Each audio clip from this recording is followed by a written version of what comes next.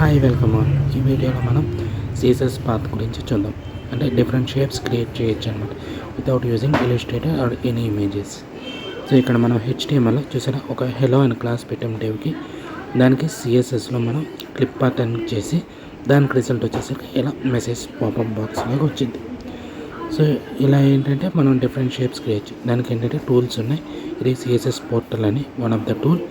మీరు అదంతా రిమెంబర్ చేయకుండా ఒక షేప్ అనేది క్రియేట్ చేసుకుని కింద క్లిప్ పార్ట్ని కాపీ పేస్ట్ చేసుకుని సరిపోయింది. ఇక్కడ డిఫరెంట్ షేప్స్ ఉన్నాయి చూసారా కింద. ఆ డిఫరెంట్ షేప్స్ని ఏదో దాన్ని సెలెక్ట్ చేసుకోండి. ఏదో కోడ్ని సెలెక్ట్ చేసుకుని పైన డ్రాగ్ చేయండి. నేను చూడండి డ్రాగ్ చేసిన దానికి తగ్గట్టు కింద షేప్ పాత్ కూడా చేంజ్ అవుతుంది. సో ఆ పాత్ చేంజ్ అవుతుంది కదా. సో దీని యాస్టేజ్ అలా కాపీ చేసుకుని మనం పేస్ట్ చేసుకోవచ్చు అన్నమాట. ఇలా డిఫరెంట్ డిజైన్స్ క్రియేట్ చేయొచ్చు మీరు. సపోజ్ నేను ఇప్పుడు ఈ షేప్ క్రియేట్ చేసుకున్నా చూడండి. ఈ విధంగా డ్రాగ్ చేస్తే ఆ కింద కోడ్ అనేది చేంజ్ అయ్యింది. దీన్ని కాపీ చేసుకొని పేస్ట్ చేసుకోవడం ఇంకంతే. నెక్స్ట్ ఇంకోటి డిజైన్ డాట్ డిమ్. దీనికి ప్రీవియస్ దానికి డిఫరెన్స్ అంటే ప్రీవియస్గా మీరు డ్రాగ్ చేస్తుంటే అది యాడ్ అవుతుంది కదా. దీంట్లో ఏంటంటే పాయింట్స్ యాడ్ అవుతూ ఉంటాయి అన్నమాట.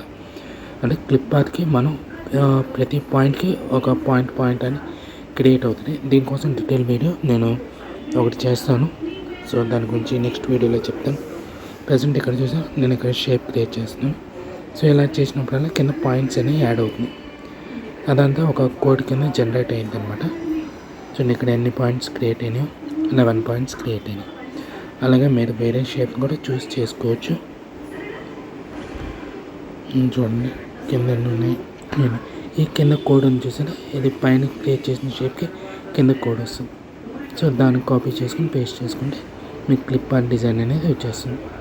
So these 2 tools are best for using clip arts. Subscribe, like and see you next video. Bye.